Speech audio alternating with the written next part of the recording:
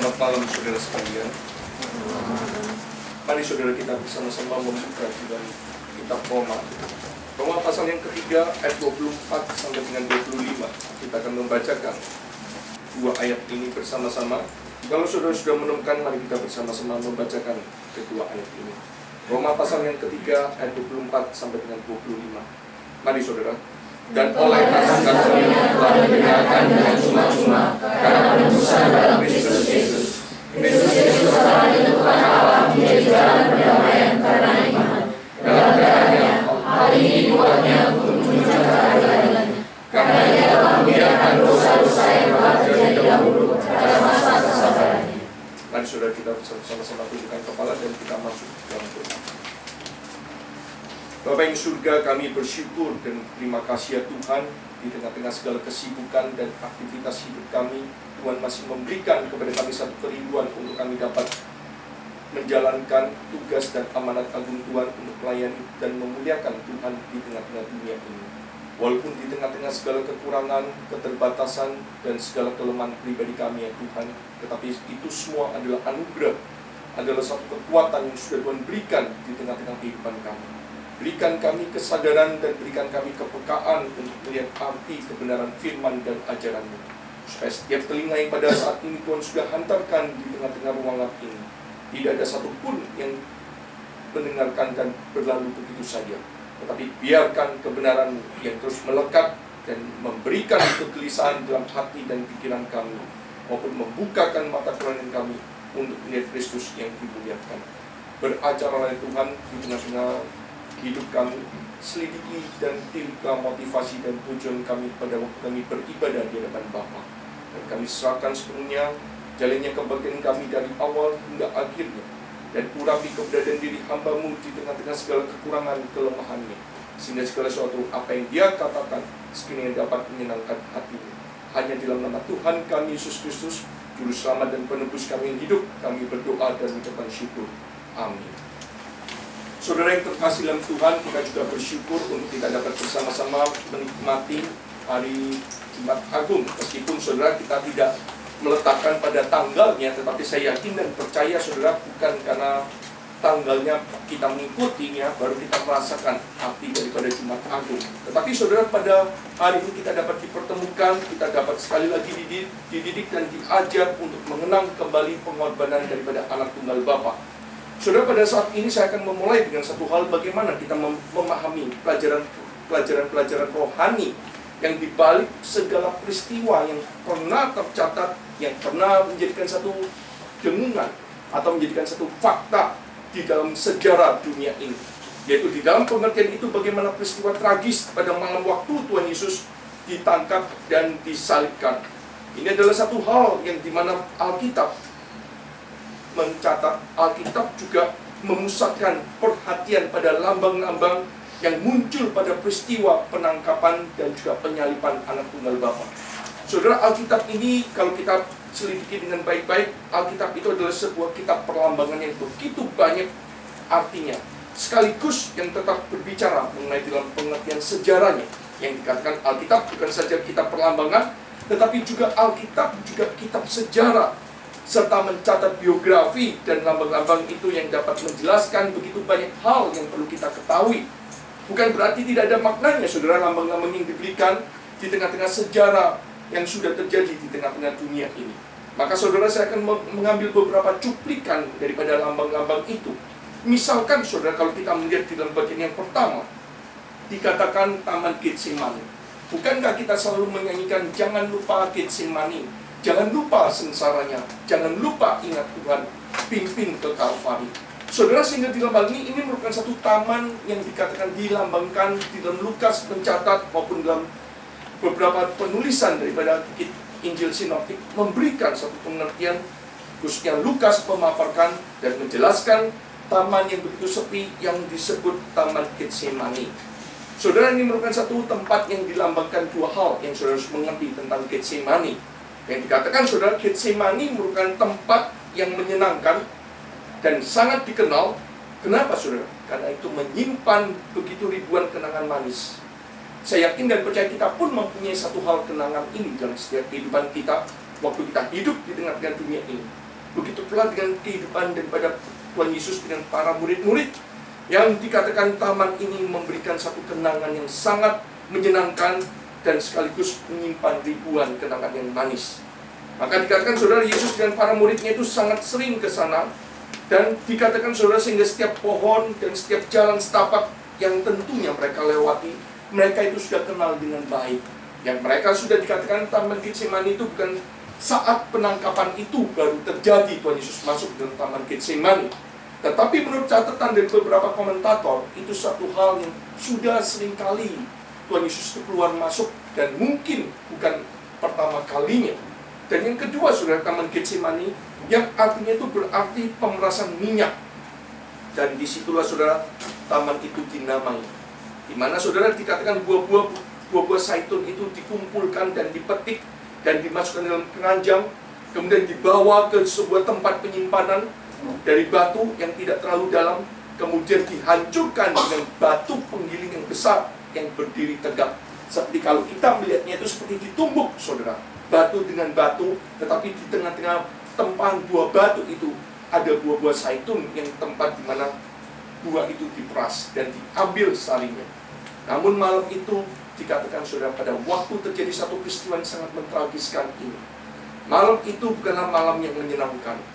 Dikatakan saudara, pepohonan tua yang menyebabkan Bukit Zaitun dinamakan demikian akan menjadi saksi penderitaan dan tirani sebelum malam itu berlalu. Dikatakan saudara, Kamis malam itu menjadi gambaran awal pembinasaan rohani. Sebelum perusakan fisik taman dan sebuah pohon zaitun pada tahun 70 Masehi, ketika para prajurit Titus menebang semuanya dan menghancurkan semua pohon itu. Ini merupakan satu lambang yang dikatakan sebelum perusakan itu terjadi. Hal itu sudah dilambangkan. Kamis malam itu menjadi gambaran awal pembinasaan rohani sebelum perusakan fisiknya. Saudara, sehingga di taman ini, kenapa saudara disebutkan sebuah taman? Kenapa di taman ini dimulai dengan satu adegan dan plot yang dikatakan taman itu dibicarakan, taman itu digambarkan, dilambangkan sebagai satu hal yang sangat penting di dalam penyaliban daripada Kristus. Saudara, kalau kita jujur di hadapan Tuhan dan kita mulai menggali dengan pertanggungjawaban dan kita melihat di dalam hal keseluruhan daripada doktrinnya, maka dikatakan saudara, mengapa harus di sebuah taman? Mengapa tidak langsung saja di Yerusalem yang dengan suatu hal yang vulgar dan suatu hal yang spektakuler, langsung berhadapan dengan para pemimpin? Kenapa digambarkan di sebuah taman?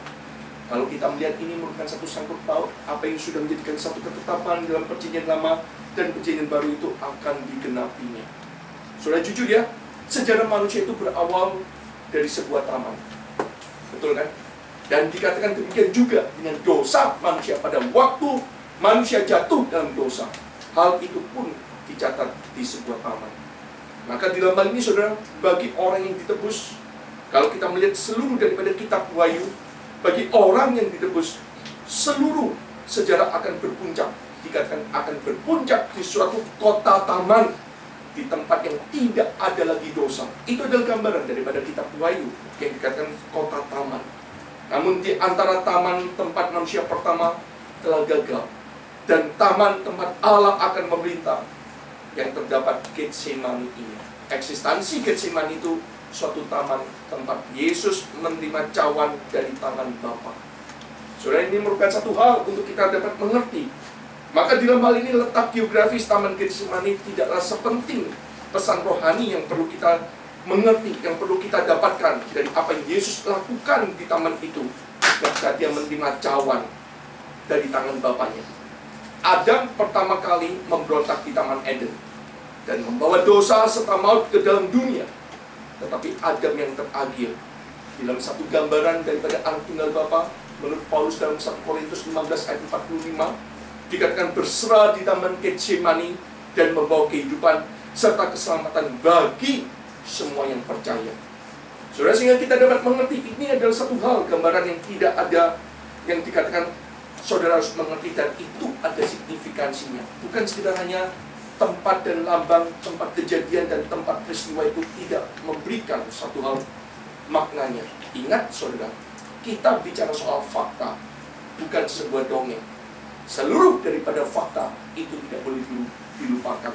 Orang yang memegang sejarah, dia tidak pernah akan diganggu-gugat. Dia tidak pernah akan mempunyai satu kedudukan yang mudah digoyahkan. Tetapi pada waktu orang itu berpegang pada sejarah, pada waktu dia berkata-kata, itu tidak mungkin akan mudah digoncangkan. Kenapa? Terjadi satu dosa.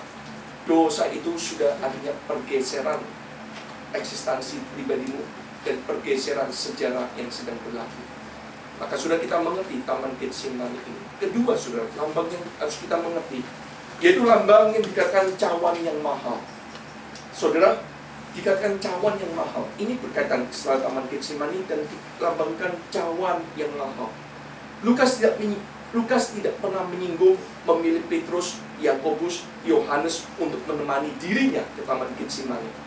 Tetapi yang jelas, mereka bertiga sedang digambarkan tertidur pada saat Yesus berdoa. Saudara, sehingga hati-hati ya, pada waktu kita menafsirkan kebenaran firman Tuhan, jangan selalu mengkaitkan kedekatan Tuhan Yesus dengan bersama-sama muridnya. Ini merupakan satu hal sentilan bagi kita. Dikatakan Lukas tidak pernah menyinggung Yesus memilih Petrus, Yakobus, dan Yohanes. Bahkan pada waktu mereka berteriak, siapakah di antara mereka yang paling penting? Tuhan Yesus tidak mengatakan suatu hal. Tapi yang digambarkan oleh Lukas dan memberikan satu hal sisi kita pada waktu kita membaca, yang jelas mereka itu sedang tertidur pada waktu gurunya sedang berdoa. Saudara, sebagai anak Allah, Yesus mengetahui sepenuhnya bahwa ia akan dibangkitkan daripada kematian. Dia tahu dia adalah anak Allah. Tetapi jiwanya mengalami penderitaan yang amat berat ketika menantikan apa yang akan terjadi. Saudara, dalam kemanusiaan, dalam 100% keilahiannya, Yesus tahu sepenuhnya bahwa dia akan bangkit dari antara orang mati.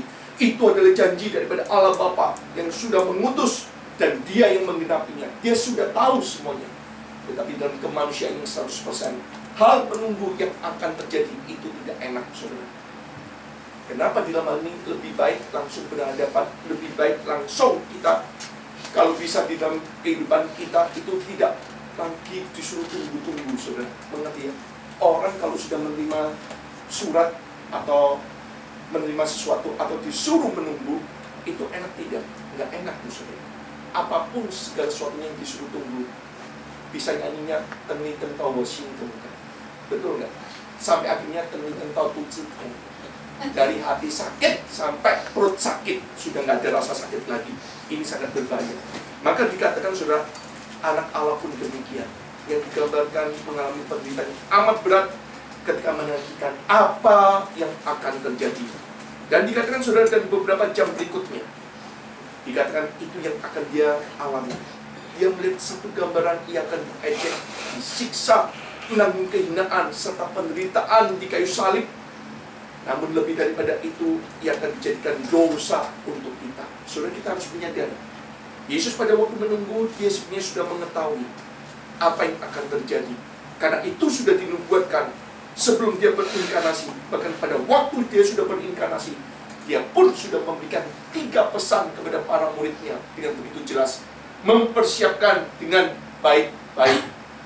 Seorang pemimpin yang baik selalu memberikan persiapan kepada setiap jemaatnya untuk tidak lagi melihat satu hal janji-janjian manis hingga janji, bulan madu hanya mimpi. Tapi kalau seorang pemimpin yang baik, bicara faktanya, apa yang terjadi dan apa adanya. Jangan ditambah, jangan dikurangi, tapi bicara apa adanya. Soal mereka terima maupun tidak terima, itu bukan urusan dirimu lagi. Demikian dengan Yesus mempersiapkan dengan para muridnya 3 kali. Dia tidak pernah membohongi, dia tidak pernah di dalam hal ini menghiperbolakan, tapi dia menyatakan faktanya. Maka di dalam hal ini, saudara, dikatakan, namun lebih daripada itu, ia akan dijadikan dosa untuk kita, dipisahkan dari Bapaknya. Dan ini menyebut pengalaman meminum cawan yang pahit. Saudara yang terkasih dalam Tuhan, dari perbandingan terhadap seluruh laporan yang terjadi di taman itu, termasuk pada waktu Yesus dikatakan 3 kali dia berdoa tentang cawan yang pahit ini. Dan digambarkan pula 3 kali pula para murid-muridnya, dan termasuk ketika muridnya hanya didapati pada waktu mereka sedang tertidur. Saudara, ini merupakan satu hal yang sangat berbahaya di dalam dunia pelayanan diri kita. Yang dikatakan di dalam hal ini, betapa kecil kesadaran para murid akan ujian dan bahaya yang mengancam mereka. Dan betapa besar artinya bagi Yesus untuk mendapatkan dukungan doa mereka ketika dia tengah-tengah menghadapi Golgota yang akan dia hadapi, yang akan dia terima. Tetapi saudara, di dalam hal ini kenapa saya sampai detik hari ini mendisiplin para jemaat yang mungkin di dalam hal ini saudara pasti kaget, karena saya menyadari persekutuan doa kalau tidak pernah ada pendisiplinan, persekutuan doa kalau tidak pernah ditingkatkan, digiatkan, saudara mau pelayanan mau maju sampai seberapa besar. Ingat saudara, pelayanan di sini tidak mudah. Pelayanan di sini akan menghadapi berbagai banyak tantangan dengan jemaat yang silih berganti. Tapi bersyukur di hadapan Tuhan, pada waktu saya merintis, pada waktu saya mendirikan gereja ini, saya benar-benar di dalam ini melihat satu hal, di mana bukan sekedar hanya mendidik, tapi mengajak mereka untuk bersama-sama berdoa. Waktu berdoa pun biasakan tidak membawa doa syafaat pribadimu sendiri. Bukannya tidak boleh, boleh, tapi biasakan terlebih dahulu. Daripada mana kita mendoakan untuk kepentingan orang lain. Jangan terlalu menganggap diri kita ini superior. Jangan menganggap gereja ini yang paling terbaik. Apalagi di dalam hal ini yang mengaku reform. Reform harus bukan karena keanggotaan, bukan karena gerejanya.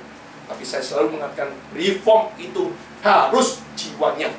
Sudah berapa kali saya mengatakan, percuma saudara mengakui saudara dari gereja reform atau satu gereja reform tertentu, tapi saudara tidak mempunyai jiwa reformnya.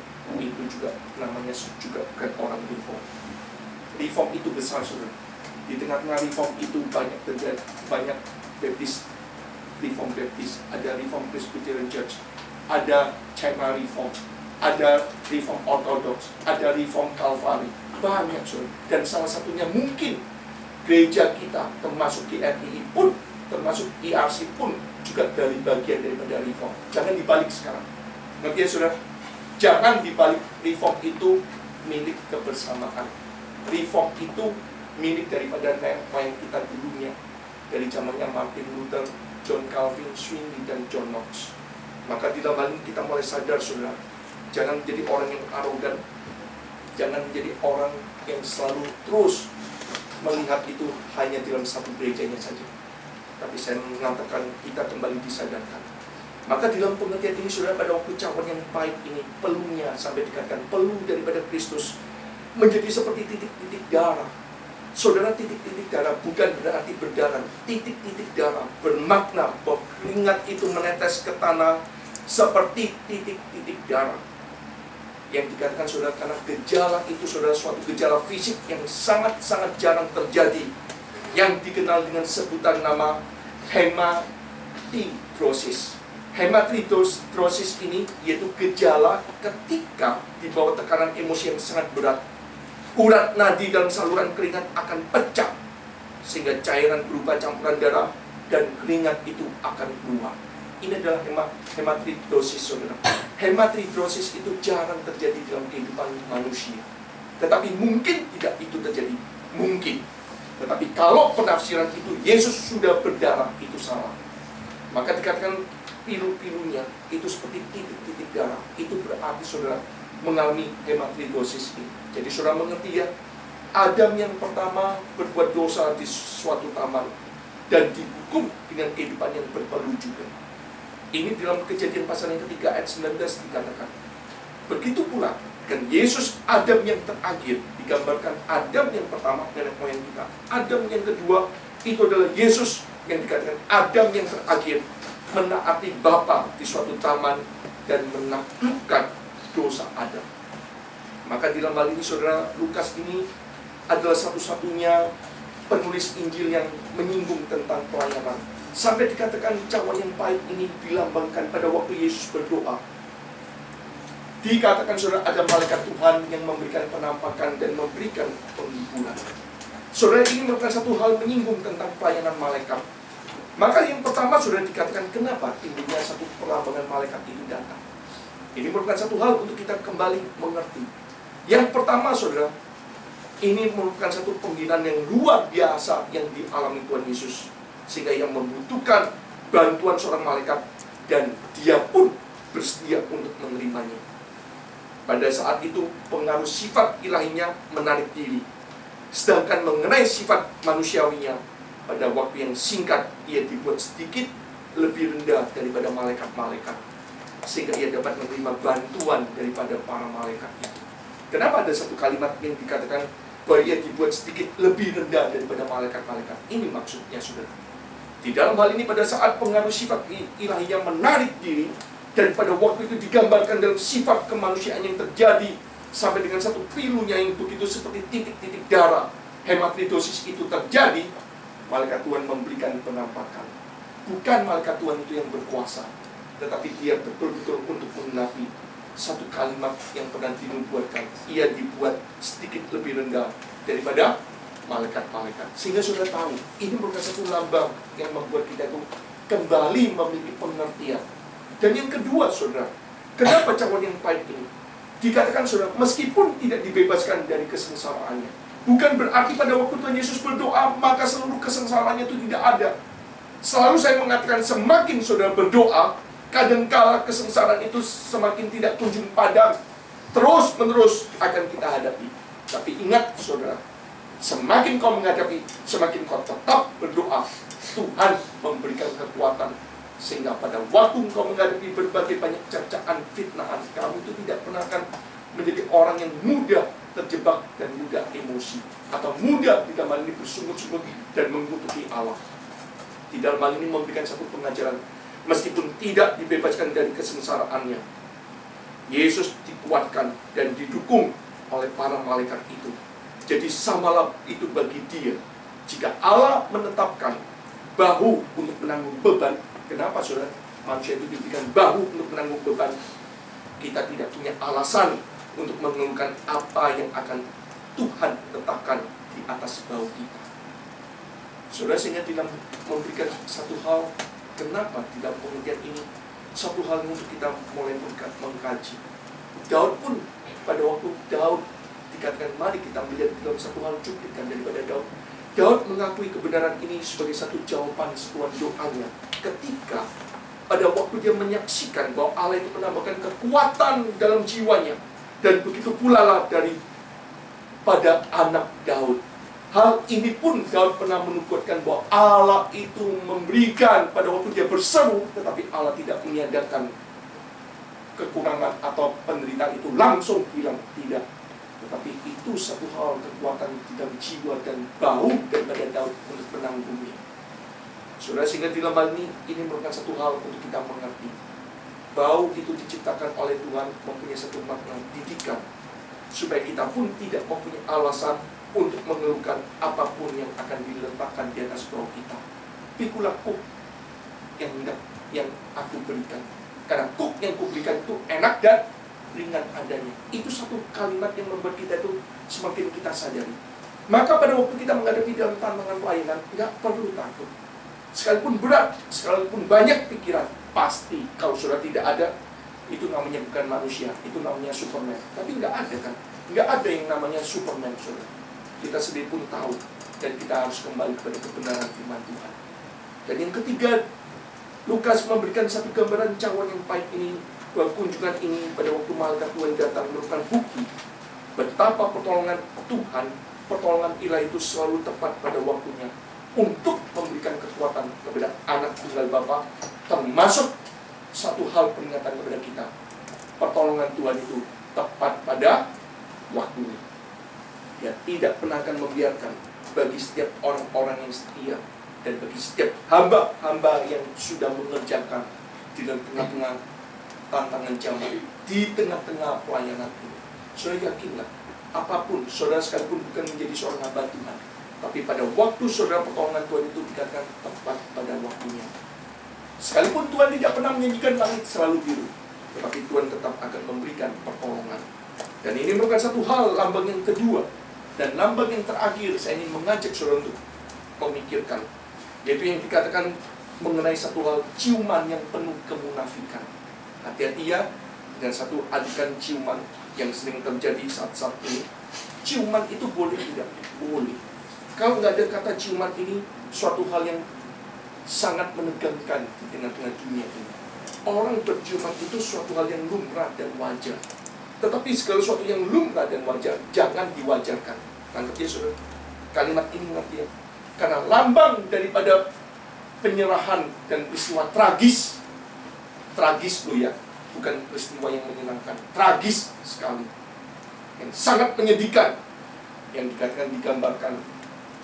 Seseorang pernah mendefinisikan arti daripada ciuman ini. Ciuman itu berarti mengerutnya mulut karena meluasnya hati. Ayo semuanya ngomong. Ayo. Ciuman itu mengerutnya mulut karena meluasnya hati. Jelas ya? Kalau saudara kebalikan dengan menyempitnya hati dan membukanya mulut, itu namanya saudara mau menelan orang. Namanya saudara mau menelan. Tapi kalau orang berciuman itu pasti agak sedikit mengerut. Ngerti ya? Nggak ada namanya ciuman. Itu namanya mau nyikat orang, saudara. Ngerti ya? Orang mencium itu pasti, saudara, paling tidak ada yang begini, ada yang apa, pasti mengerut. Nah, tapi ya saudara, ini hal yang penting loh ya. Maka dikatakan seorang pernah mendefinisikan ciuman itu sebagai mengerutnya mulut karena meluasnya hati. Namun, saudara, dikatakan namun tidak semua ciuman itu berasal dari hati yang mengasihi. Sebab ciuman itu dapat mengelabui. Nangkep ya saudara? Dalam hal ini, Yudas Iskariot melakukan ciuman itu sebagai satu ungkapan kemunafikan dan pengkhianatan yang paling hina. Maka di dalam hal ini, saudara, waktu saudara dicium pun, saudara harus mulai berpikir, ini ciuman yang betul-betul meluasnya hati pribadinya, atau ciuman pengkhianatan dan ciuman yang paling hina. Saya bersyukur saudara, saya tidak pernah cium-ciuman, tapi saya tetap menjaga kesucian di hadapan Tuhan. Lebih baik cium tangan sendiri. Saudara, pada masa itu suatu hal yang lazim, saudara. Kenapa hal itu disebutkan sebagai satu ciuman? Pada masa itu lazim bagi para murid menyambut guru mereka dengan ciuman kasih dan penghormatan. Zaman dulu orang itu, kenapa saudara sampai hari ini orang Eropa, orang Timur Tengah kalau ketemu itu saudara, ngerti ya saudara, cium.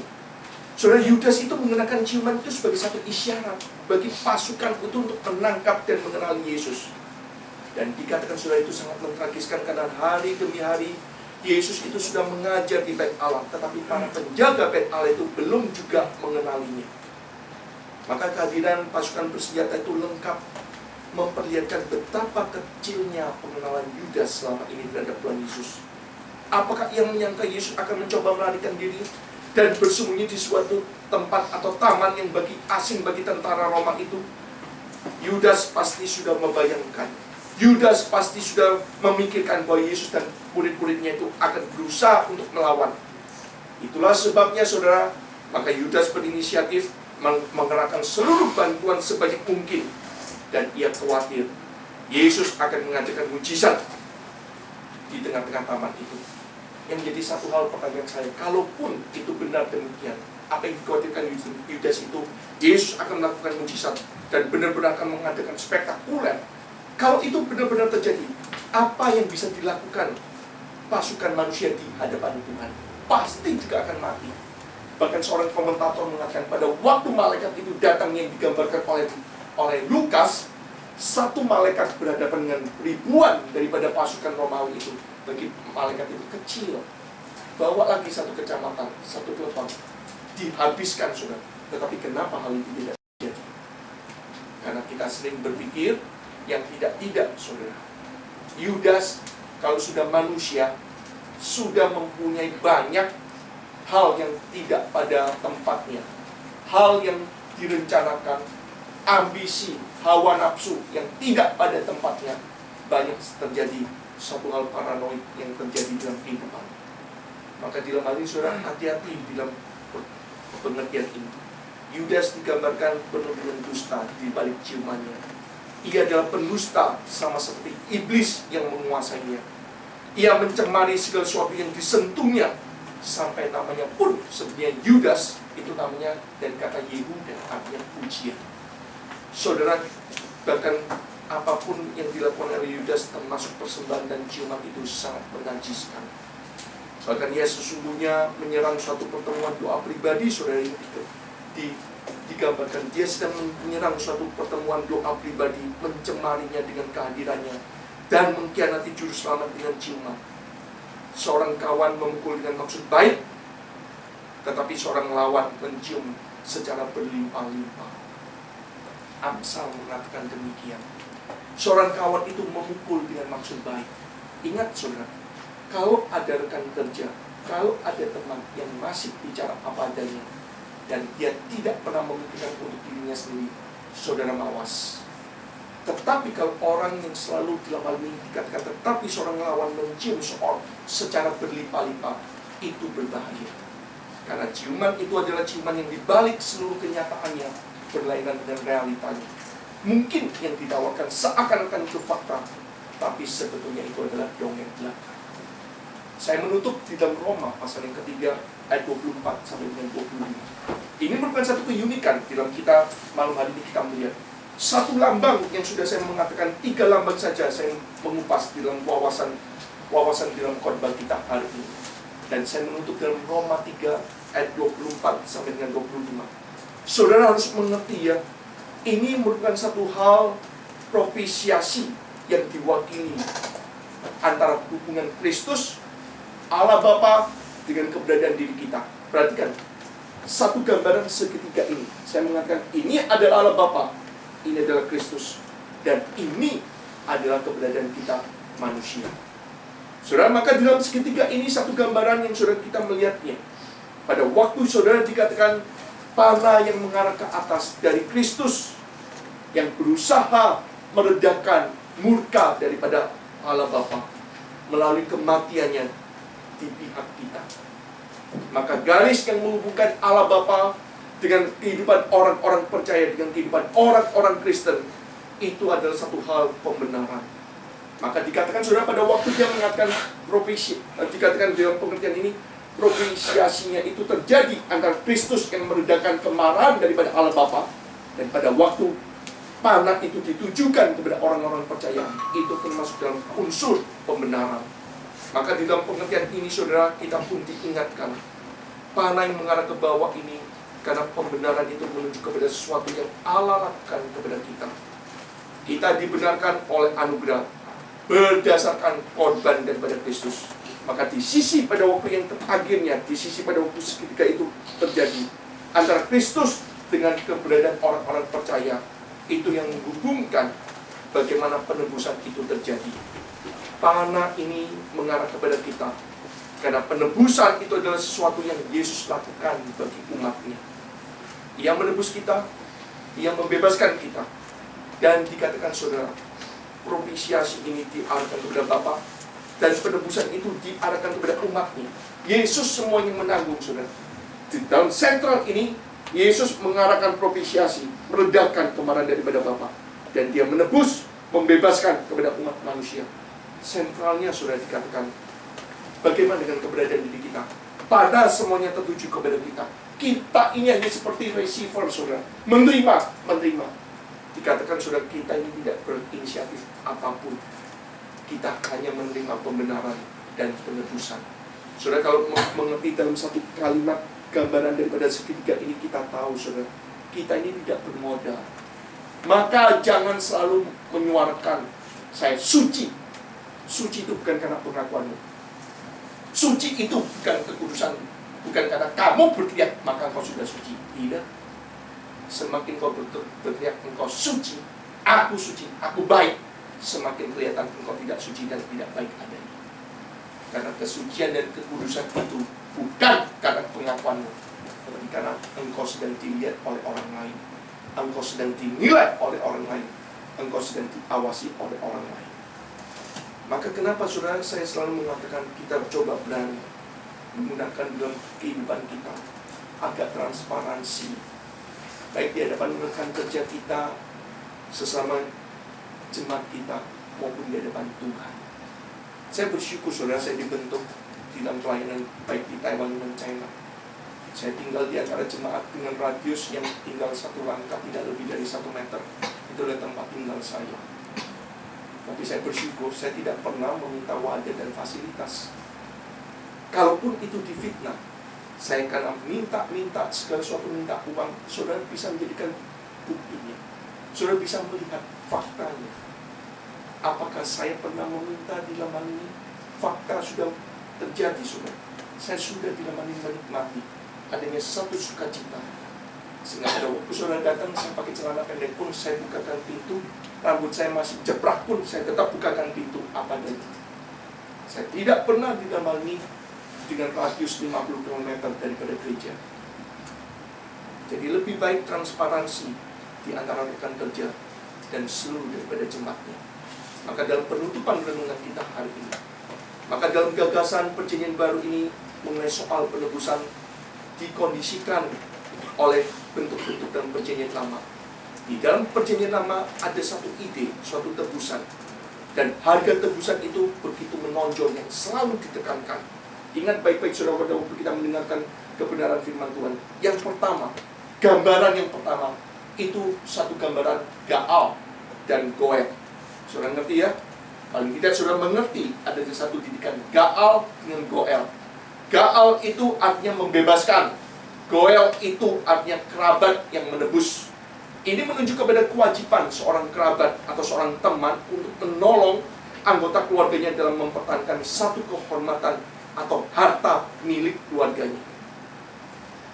Maka ini terjadi di dalam kitab Rut, yaitu seorang seperti suami Naomi yang diceritakan, di mana kewajiban kerabat penebusnya yaitu Boas harus membeli tanah itu kembali dengan demikian mengembalikan kepada nama keluarganya. Maka dalam hal ini itu terjadi Gaal dengan Goel. Kedua, yaitu dengan kata pada, pakai H. Pada berarti menebus dan membayar dengan harga tertentu. Sudah jelas, saudara harus membayar dan menebus dengan harga tertentu. Dan yang terakhir, yaitu dengan pengertian koper. Koper, K-O-P-H-E-R, koper. Koper ini berarti suatu harga tebusan. Saudara, koper ini memberikan satu contoh demikian. Jikalau seekor lembu itu melukai seseorang, saudara mempunyai seekor lembu, melukai seseorang dengan tanduknya atau menyeruduk orang itu dan sampai mati, ini bagi orang zaman dulu, saudara, suatu kejahatan yang berakibatkan lembu itu dapat dibunuh, atau dalam keadaan tertentu, jika terjadi satu hal kelalaian, pemilik lembu itu dapat juga harus menerima hukuman dibunuh juga. Jikalau itu terjadi suatu hal yang dianggapnya itu kelalaian daripada pemiliknya, ia harus kehilangan nyawanya untuk nyawa yang telah diambil, untuk yang sudah meninggalkan, atau maksudnya korbannya sudah. Tetapi ia dapat juga, kalau dia tidak mau mati, tetapi dia harus menebus nyawanya itu dengan koper, dengan tebusan itu.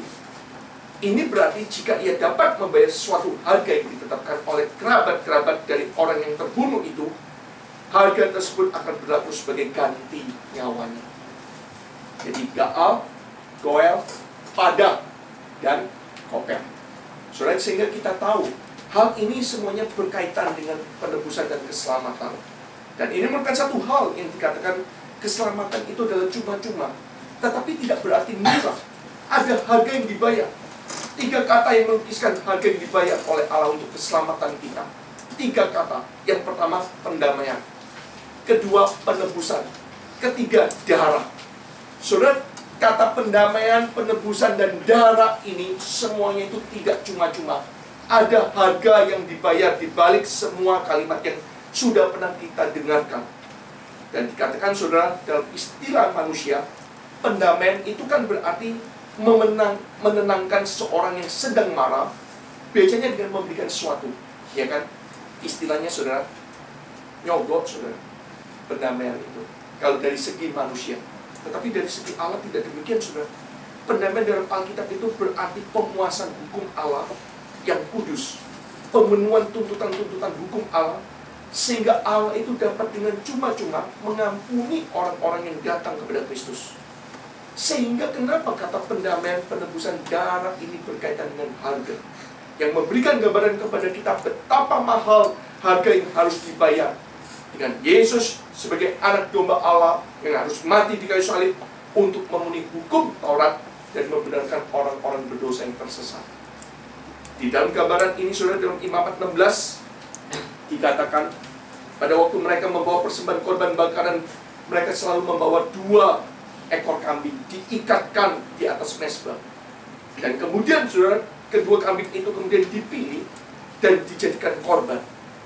Dari 2 ini, saudara, kambing salah satunya itu disembelih dan kemudian darahnya dibawa masuk ke dalam tempat yang maha kudus di belakang tabir dan dipercikan di atas tutup perdamaian yang menutupi tabur perjanjian. Ini dalam cara mereka. Saudara, percikan darah itu memenuhi kedua loh batu yang berisi hukum Taurat dalam tabur perjanjian. Darah itu memenuhi tuntutan kebenaran dari Allah yang kudus. Ini merupakan satu dan waktu yang digambarkan perjanjian lama itu, bagaimana orang membawa persembahan korban bakaran sebagai satu pendamaian, penebusan, dan darah. Darah itu kenapa penting sekali dalam segala kehidupan keagamaan, saudara? Karena artinya itu penebusan. Maka pada waktu kedua, imam itu meletakkan kedua tangannya di atas kepala kambing yang masih hidup dan mengakui dosa-dosa bangsanya, bangsa Yahudi. Kemudian apa yang dilakukan? Setelah yang satunya dibunuh dan kemudian kepala imam itu meletakkan kedua tangannya di atas kepala kambing ini yang masih hidup dengan meminta pengampunan dosa atas bangsa-bangsanya. Kemudian kambing itu dilepaskan di padang gurun untuk melambangkan apa? Penghapusan dosa itu sudah digenapi. Pergilah. Dan artinya itu pembebasan, pendamaian, penebusan itu sudah aku bayar lunas dengan darah yang dicurahkan. Sampai kenapa saudara pemazmur mengatakan sejauh timur dari barat, demikian dijatuhkannya daripada kita pelanggaran kita. Pada masa perjanjian lama, darah binatang tidak pernah dapat menghapus dosa.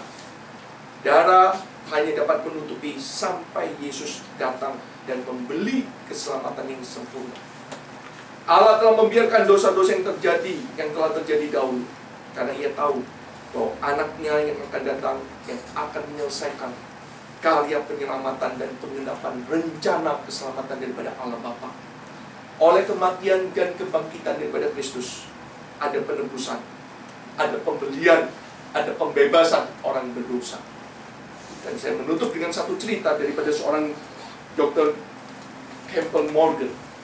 Suatu kali, saudara, dia sedang berusaha menjelaskan mengenai keselamatan yang cuma-cuma kepada seorang penggali tambang batu bara, saudara, agar supaya dia memahami arti keselamatan yang sekalipun diberikan cuma-cuma itu, tetapi di baliknya itu ada gaal, ada goel, ada pada, dan ada koper, ada harga yang harus engkau mengerti. Sekalipun itu cuma-cuma, tapi ingat, ada harga yang sudah dibayar lunas dengan pengorbanan. Tetapi saudara, pegawai tambang batu bara ini tetap ngotot. Susah ya sama orang ngotot. Kalau saya ngadepin orang ngotot, saya akan mengatakan, pikir baik-baik, dengar baik-baik, pikir baik-baik, baru katakan. Kalau orang belum apa-apa, sudah mengatakan terlebih dahulu tanpa berpikir baik-baik, tanpa mendengarkan baik-baik. Nah, itu namanya dalam bahasa Grekanya kepo, saudara. Ngerti ya? Nggak ngerti kepo? Dalam bahasa lebih kunonya lagi, loso, saudara. Banyak cincongnya. Maka saudara ingat baik-baik, kita dipanggil bukan banyak mulut, tapi banyak pikir, banyak mengintrospeksi, banyak mengkoreksi. Karena kita sedang dihadapkan di hadapan Tuhan. Maka pegawai batu bara ini mengatakan, saya harus membayar untuk memperolehnya. Dia berdebat, saudara, dia tidak mau. Maka saudara, apa yang dilakukan oleh Dr. Morgan ini? Dr. Morgan ini kemudian dia bertanya kepada pegawai batu bara ini, bagaimana Anda menuruni tambang tadi pagi? Kemudian pegawai ini mudah sekali menjawab, saudara, dia mengatakan, saya hanya masuk ke dalam lift, dan kemudian lift itu langsung dari atas turun. Dia bilang, simpel begini, masa kamu mau tanyakan? Kemudian Dr. Morgan cuma hanya ketawa, dan dia mengatakan, Bukankah itu terlalu mudah? Saudara, orang ini mengatakan, ya mudah, tinggal tekan aja, turun. Buka pintunya, masuk, turun. Tapi Dr. Morgan memberikan satu kalimat, bukankah itu terlalu mudah? Tidakkah Anda harus membayar sesuatu untuk itu? Waktu dengar gitu, saudara, ini karena turun bukan gratisan, saudara. Artinya, lift itu dari batu bara, yang ditambang batu bara itu dibuat juga ada uangnya, ada modalnya, ada biaya listrik yang diperhitungkan. Kenapa setiap bulan kita harus membayar uang untuk lift, pembetulan lift? Kenapa?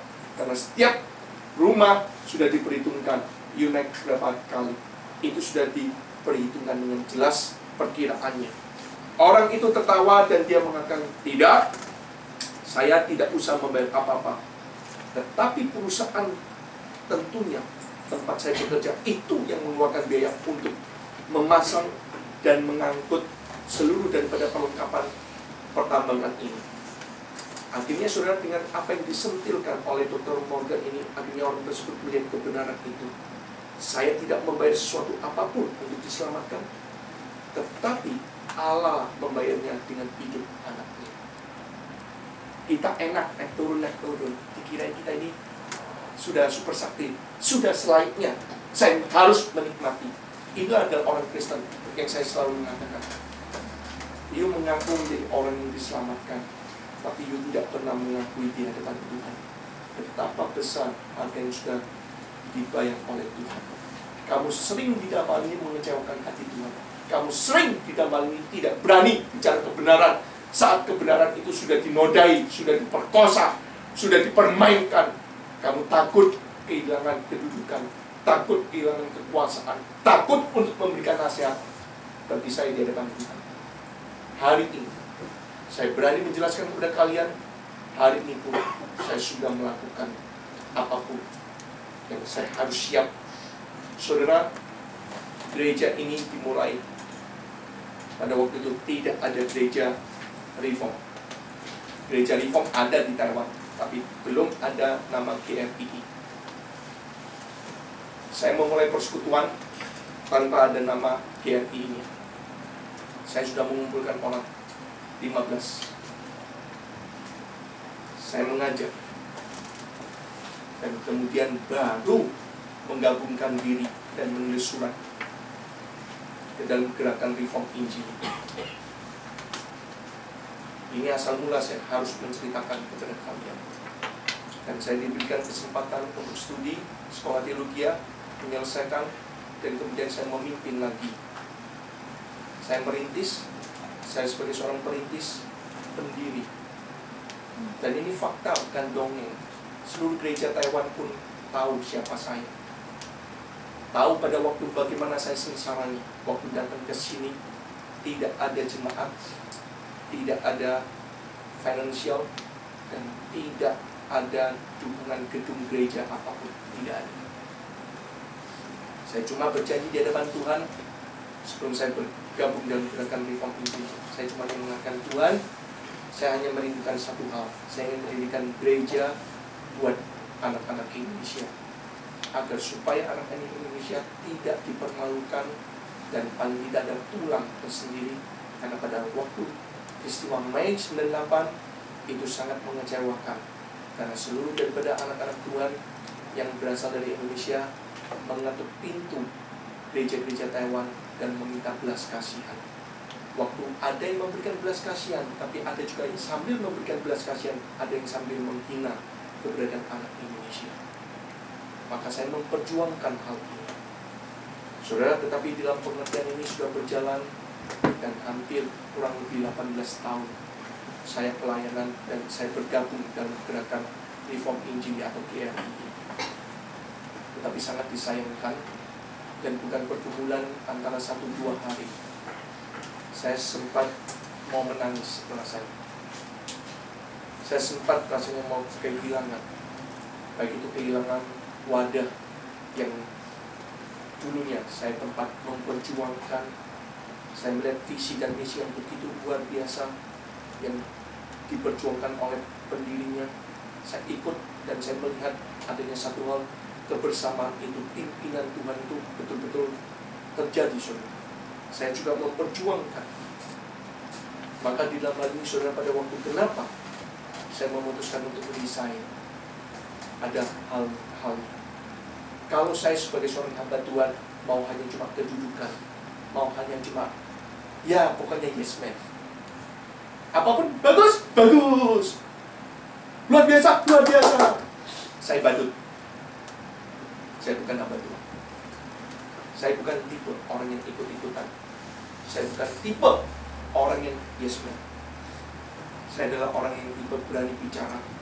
Saya adalah tipe orang yang berani di dalam hal ini mempertahankan apa yang seharusnya saya pertahankan, siapapun orangnya. Saya kalau mau mencari suatu hal kedudukan, fasilitas, wadah, bagi saya terlalu mudah. Saya diam-diam aja. Kedudukan ada kok, nama ada, tapi bagi saya tidak. Kalau saya sudah melihat kebenaran sudah disimpang siurkan, kebenaran sudah ditindas, kesucian daripada keadaan mimbar sudah dipermainkan, saya marah.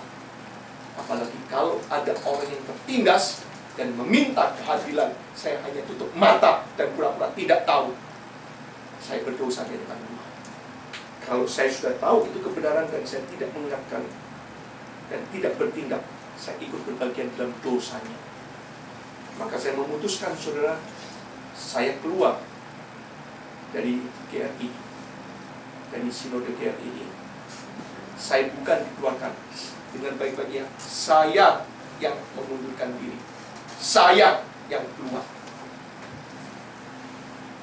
Maka saya sebagai perintis dan pendiri daripada gereja di Taiwan dengan di China, bukan karena GRI mempunyai rencana buka cabang di Taiwan dengan di China. Jangan salah lu ya, ini fakta, ini bukan bohong.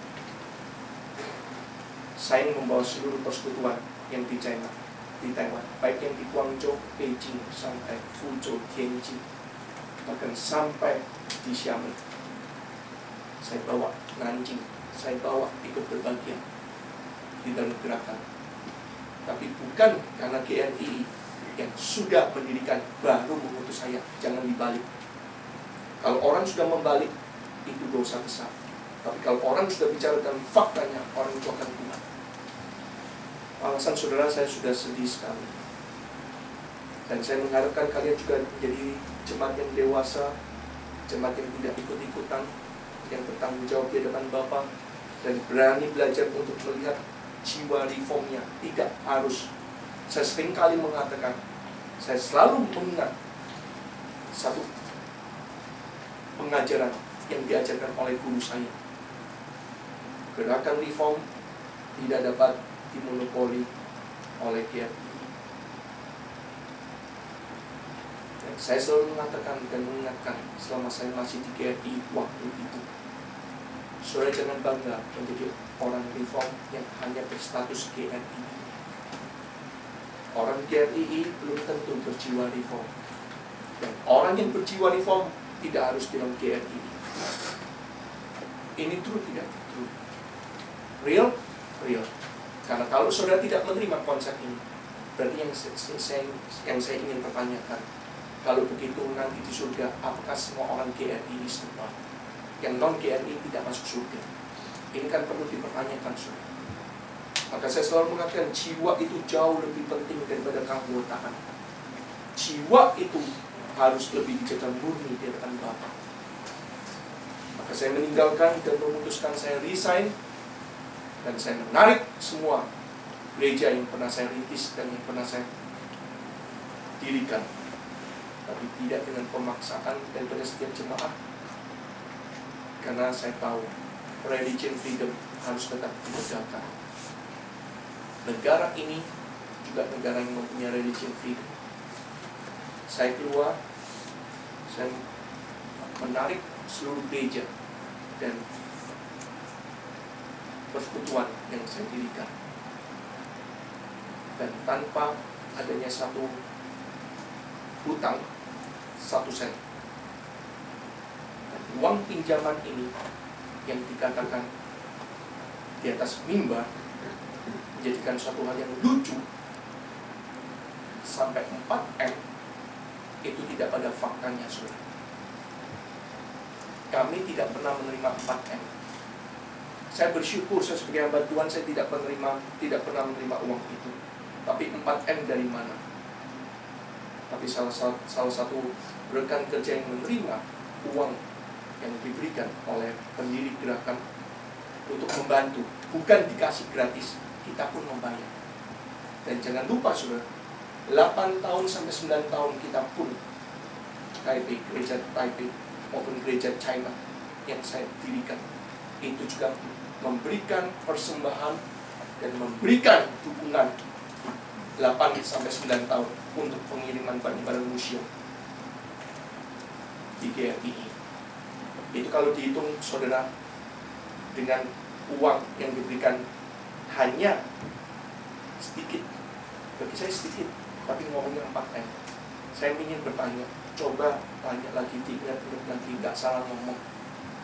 4M itu dari mana? Ini ada hitam di atas putihnya. Dan saya hanya menunggu pertanggungjawaban. Mimbar kalau sudah disalahkan, mimbar sudah disalah komenkan, itu berbahaya. Kita dipanggil bukan untuk membela, tapi kita dipanggil untuk bicara faktanya. Kita dipanggil untuk tidak memfitnah, tapi kita bicara apa adanya. Dan ini merupakan satu hal bagi saya, sudah saya pikirkan, visi dan misi sudah tidak pada dulunya yang pernah saya lihat, yang pernah sudah ditetapkan, tapi sudah berubah. Yang saya sesalkan, peraturan gereja diberikan, dan peraturan gereja itu seharusnya dipatuhi bersama, bukan karena perseorangan, bukan karena keinginan, maka peraturan gereja itu di-bypass. Kalau begitu peraturan gereja buat apa diberikan? Dan yang kedua, saudara, saya melihat peranan mimbar sudah diselewengkan, sudah tidak pada tempatnya. Penafsiran Alkitab yang semakin hari semakin sangat sulit diminta pertanggungjawaban. Maka saya selalu sedih dan menangis. Dan ketiga, saya bukan orang yang anti KKR. Sampai hari ini maupun besok kita pun mengadakan KKR. Tetapi kalau KKR sudah tidak pada bentuknya, dari semulanya KKR itu ditempatkan di dalam gerakan reform atau dalam GRI, bentuknya sudah diubah, itu satu hal yang sangat memprihatinkan. Mimbar sudah dikompromikan, mimbar sudah dipermainkan. Di mana letak keabsolutan, di mana letak daripada kesucian, kebenaran firman Tuhan harus dinyatakan dengan benar. Dan yang terakhir, saudara, saya hanya merasakan konsep yang harus diperbarui. Pemaksaan itu tidak baik. Baik itu pemaksaan secara hawa nafsu, pikiran, kemauan, sekalipun itu seorang pemimpin harus tetap menghormati, seperti Paulus pada waktu menghormati jemaat di Galatia, menghormati rekan kerjanya. Dia tetap menghargai, menghormati rekan kerjanya sebagai satu tim, bukan suatu hal yang tidak mau tahu harga diri, tidak mau tahu identitas rekan kerja yang lain. Saudara, dengan banyak kejadian ini, satu hal yang saya ingin katakan, saya dengan Ibu Yunis Liao, dengan Ibu Penginjil Yunis Liao, bukan mengatakan konspirasi teori. Nanti beliau akan menceritakan, tapi saya juga sangat menghargai. Saya sangat sedih. Kenapa dalam beberapa waktu 1-2 bulan, beberapa rekan kerja yang senior satu-satu keluar. Ini yang sangat memprihatinkan, saudara. Baik itu yang di dalam negeri maupun di luar negeri, satu persatu keluar. Ini yang sangat menyakitkan hati saya. Saya bukan orang yang bermain, tetapi saya adalah orang yang berani untuk bicara. Dan saya adalah orang yang pada waktu saya sudah memutuskan, saya adalah orang yang berani untuk menjalani.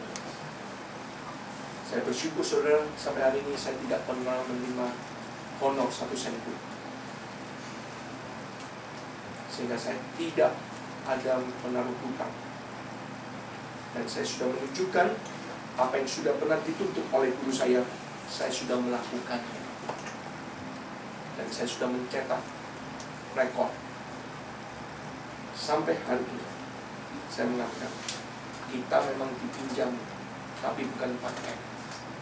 Sedikit kita bayar. Bukan sekedar hanya bayar, tapi kita juga belajar untuk membiayai, memberikan dukungan kepada pusat selama 8-9 tahun. Itu murah. Saya bilang, coba gantian kamu yang packing. Ongkos pegawai tidak pernah diperhitungkan. Ada pendeta yang sendirian sampai jam 2, jam 3 pagi, angkat sendiri barang museum, packing satu-satu kirim ke Jakarta. Kalau panggil tukang, mahalnya bukan main. Itu pun pusat tidak mau tahu, tidak mau care. Yang penting pokoknya ada Pak Niko. Take it for granted. Kalau mau diperhitungkan, apa yang dipinjamkan pusat untuk gereja ini, mungkin pusat yang masih lebih harus memberikan kepada kita, bukan kita yang membayar kepada mereka. Ingat baik-baik, kita tidak menuntut, kita tidak meminta, tapi ada haknya untuk kita bersuara. Karena sampai detik hari ini, jujur ya, ada tidak para majelis, ada tidak para hamba Tuhan yang care terhadap kejadian-kejadian di Taiwan dengan di China? Kalau ada, please tell me. Saya akan memutuskan, saudara, saya tidak lagi memakai nama GRI, dan seluruh daripada afiliasi dan organisasi terlepas daripada sinode, daripada GRI. Jadi bagi saudara yang ingin mau bertanya, tapi bertanya dengan sungguh-sungguh, jangan cuma menjadi orang-orang kerdil, orang-orang picik, dan orang-orang kecil, saudara, yang dalam ini suka menjual. Saudara tanya kepada saya pun akan menjawab dan memberikan penjelasan. Tapi kalau saudara, saya tanya, yuk banyak bertanya, lantasnya apa yang saudara bisa memberikan solusi untuk keberadaan gereja ini? Kalau tidak ada, lebih baik kalau saya tanya. Itu namanya orang cuma mau sok tahu.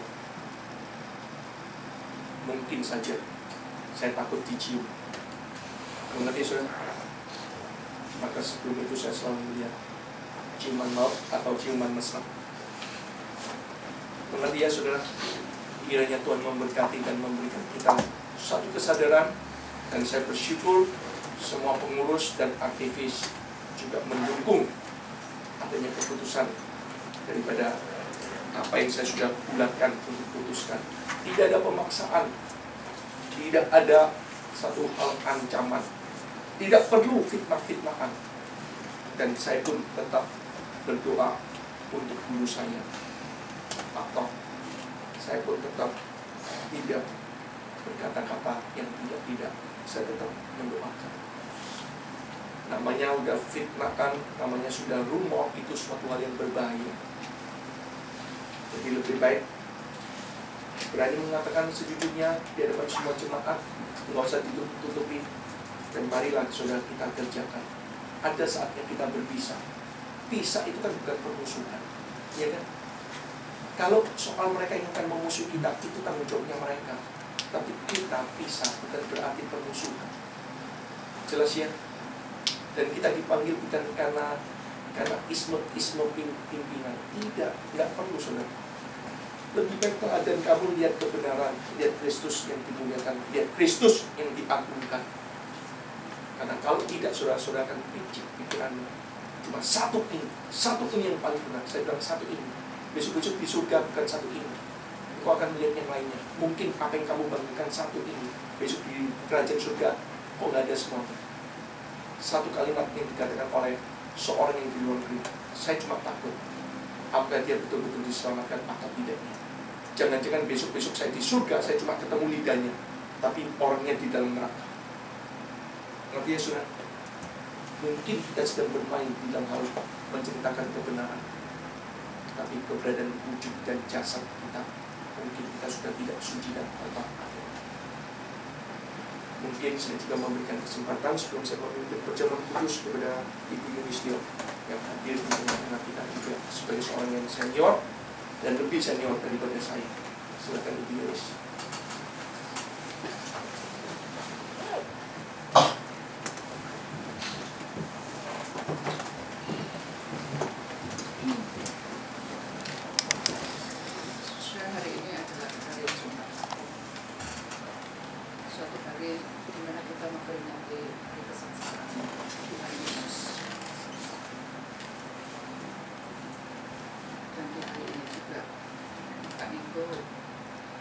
mendeklarasikan pemisahan diri dari GRI Pusat, sehingga sekarang kita menggunakan nama IRC.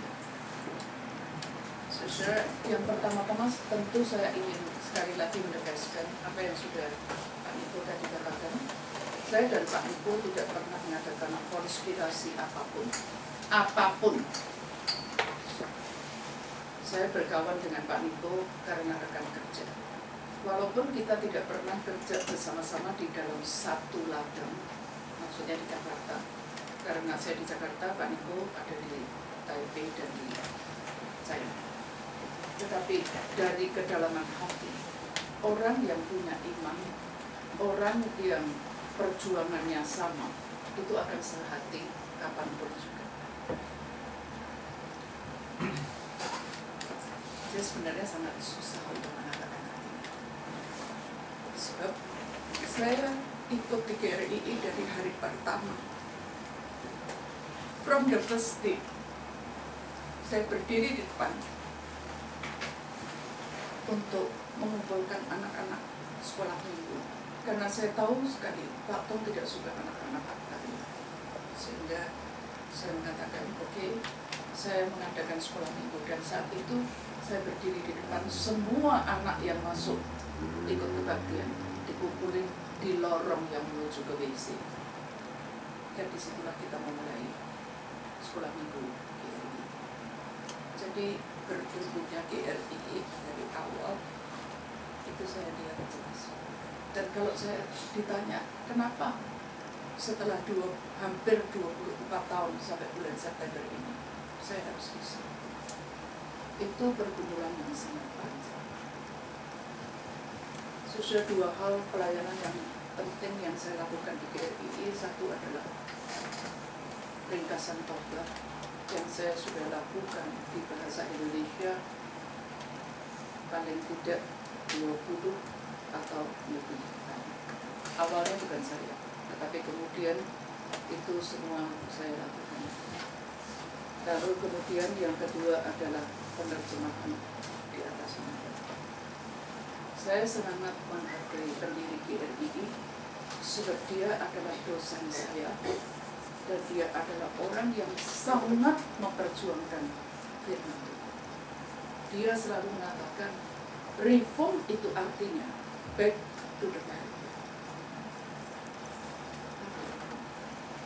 Mungkin 2 tahun yang lalu saya sudah pernah mencetuskan statement dan mengatakan sekarang di mana Tuhan dan firman-Nya di atas mimbar. Seringkali banyak waktu dipakai untuk berbicara diri atau orang. Itu satu hal yang sangat menyakitkan. Sampai kalau saya membuat ringkasan khotbah, itu dulu saya harus melakukan itu berhari-hari. Karena khotbah yang sangat dalam dan sangat kental, itu mau diringkas sangat tidak mudah. Tapi akhirnya kita melihat kadang-kadang ada saat-saat tertentu bukan ringkasan yang keluar, seluruh khotbah keluar. Karena apa? Dia tidak ada yang diringkaskan pendek sekali. So, itu hal yang saya sudah tidak bisa kompromikan. Dan yang lebih menyakitkan lagi, dulu selalu bergembar-gembor tentang kualitas, tetapi kemudian berubah menjadi kuantitas. Lalu apa bedanya reform dengan lain? terus kuantitas. Dan puncaknya itu KKR beberapa kali di mana saya menerjemahkan. Saya melihat dengan mata kepala sendiri saat calling, saat yang sangat serius, di mana saya selalu dengan menangis berdoa. Karena saya ingat waktu saya bertobat itu justru di dalam calling Takton juga. Dan saat itu saya mengeraskan hati. Saya mengatakan, Tuhan, saya nggak mau jadi orang Kristen. Jangan paksa saya. Saya dengan bodoh sekali pegang kursi. Saya kira dengan cara itu saya bisa terus berkeras hati. Tetapi Tuhan menegur saya semalaman dan menanyakan, betul kamu tidak perlu Kristus? Itu sebabnya waktu calling saya di atas mimbar sambil ngomong atau tidak, saya di dalam hati selalu mengatakan, Tuhan, kalau di antara mereka yang pengunjung yang belum percaya pada Tuhan dan sekarang sedang mengeraskan hati seperti saya dulu, tolong Tuhan gerakan dan hancurkan hati mereka yang keras. Tapi terakhir beberapa kali KKR, waktu saat begitu serius orang maju ke depan, di saat itulah mengambil foto, jebret. Itu buat saya sangat menyakitkan. Sampai saya kepingin sekali rampas itu kamera. Itu bukan kerjaan seorang hamba Tuhan.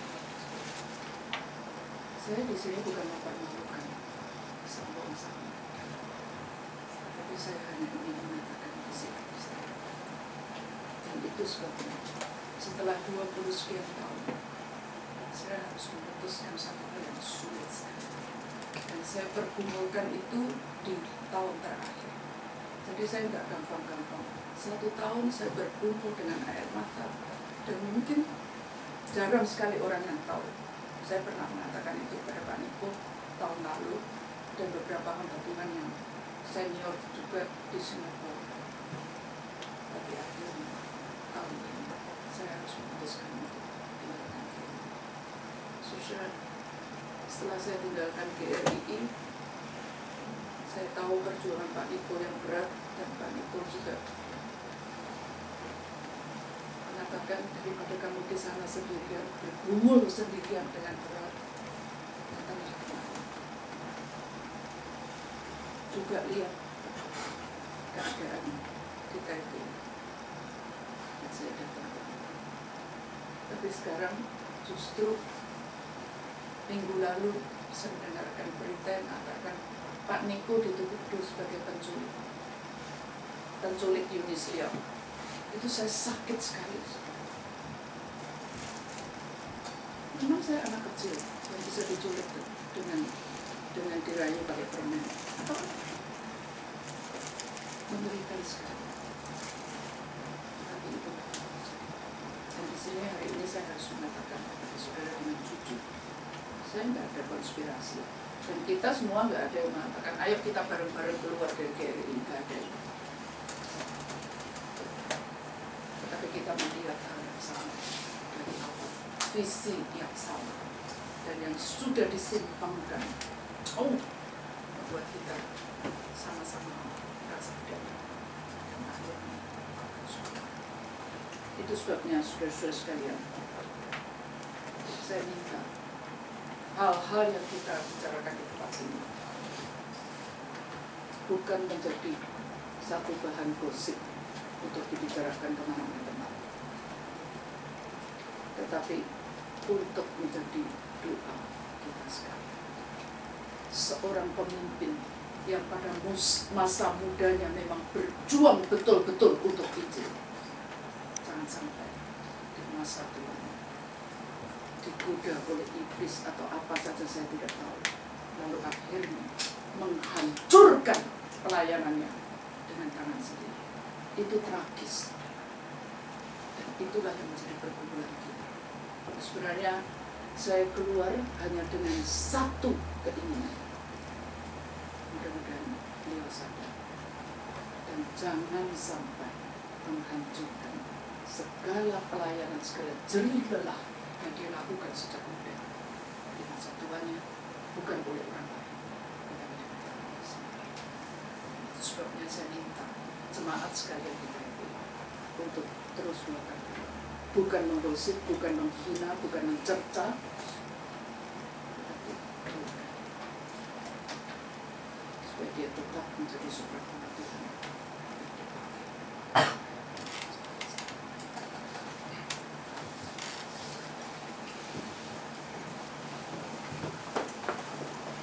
Saudara, saya mengharapkan kita semuanya itu dewasa ya, bukan untuk mengata-ngatai dan kemudian menghina satu sama lainnya. Saudara, saya rasa tidak ada seorang pun yang pikirannya itu kecil, tapi kita berani untuk bicara soal kebenaran, tapi juga bertanggung jawab dengan apa yang kita sampaikan. Saya menyampaikan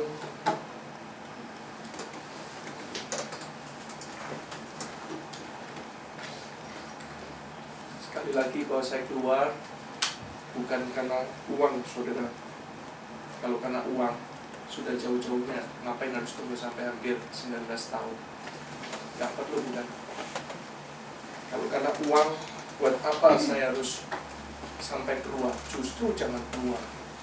Tapi ada satu hal yang kebenaran sudah disimpang siurkan, dan kebenaran firman Tuhan yang pernah beliau ajarkan, Jianzhen busi jiangtao, jiangtao busi jianzhen, itu keluar daripada mulut, daripada mata. Tapi kenapa sekarang hari ini dibalik? Jiangtao jusi jianzhen, jianzhen jusi jiangtao. Itu kan sudah hal yang berubah. Sekarang dibalik khotbah itu kesaksian. Kesaksian itu adalah khotbah. Saya mengatakan beda. Dan besok di dalam hal ini kita akan melihat bagaimana pada waktu kita menyaksikan kebangkitan daripada Kristus. Apakah hal itu yang dilakukan oleh para murid atau sama? Saya mengatakan dua hal yang berbeda. Kelihatannya sama, tapi tetap berbeda. Melalui KKR yang diadakan dalam bentuk yang sudah dirubah, seorang teolog reform yang juga dosen daripada Pengadilan di Westminster memberikan satu kalimat. Kalau caranya begini KKR, melalui kesaksian, pengalaman seseorang, kemudian calling, ini bukan kebaktian kebangunan rohani. Ini bukan kalimat saya, tapi seorang teolog itu memberikan pendapatnya. Dan Mark Denver, seorang teolog reform, juga memberikan satu kalimat. Mimbar itu seharusnya untuk preaching the gospel, bukan hanya untuk kesaksian-kesaksian pengalaman. Jelas ya? Saudara menangis karena 1-2 peristiwa itu wajar. Tapi kalau saudara menangis hanya untuk satu peristiwa, menangis berterus-terusan, itu perlu dipertanyakan. Karena tangisan bukan untuk dilelang, tangisan bukan untuk dijual belikan, dan tangisan jangan dikonotasikan. Orang menangis pasti dipenuhi kuasa Roh Kudus, belum tentu. Karena Paulus pun dipenuhi kuasa Roh Kudus, dia jarang meneteskan air mata. Tapi bukan berarti dia tidak pernah menangis. Dia pernah menangis, tetapi tidak menjadi kebiasaan. Satu kalimat, seorang teolog yang di luar negeri waktu melihat, dia mengatakan fenomena ini. Kalau dia terus-menerus menangis begini, ada suatu hal ketidakwajaran di dalam pribadinya. Maka saya mengatakan ini sudah saatnya saya harus menyuarakan, bukan karena fasilitas dan wadah. Ini adalah kebebasan untuk mengatakan kebenaran, bicara kebenaran, dan harus menyatakan kita tidak berbagian. Kalau kita sudah menasihati, sudah menegur, dan tetap adanya satu hal, kedua belah pihak bersikokoh, alangkah baiknya Tuhan izinkan perpisahan itu terjadi. Tapi perpisahan bukan permusuhan, kita tetap doakan. Saya juga sayang dengan guru saya sampai hari ini juga masih baik dengan keluarganya. Kini Tuhan memberikan pengertian kepada saudara sekalian dan memberikan satu hal wawasan di dalam gereja kita. Saya memakai nama Evangelical Reformed Church yang diambil dari sejarah gereja. Evangelical adalah sebutan daripada para reformator pertama kali adalah orang-orang Injili yang selalu berteriak kembali kepada Injil Kristus, kembali kepada Injil Kristus, kembali kepada Injil Kristus. Maka orang-orang itu disebut orang evangelical. Evangelical, tetapi dengan perubahan waktunya. Evangelical belum tentu reform, tapi kita mengatakan Evangelical Reformed Church. Jadi saya mengambil daripada konsep teologis dan sejarah gerejanya. Dan ini Tuhan memberkati, dan kita tetap akan menerima sakramen pertemuan kudus. Bagi saudara yang belum dibaptis, belum menerima sakramen baptisan, saudara diminta tidak menerima cawan dan roti Tuhan, tapi saudara tetap mendukung dalam doa.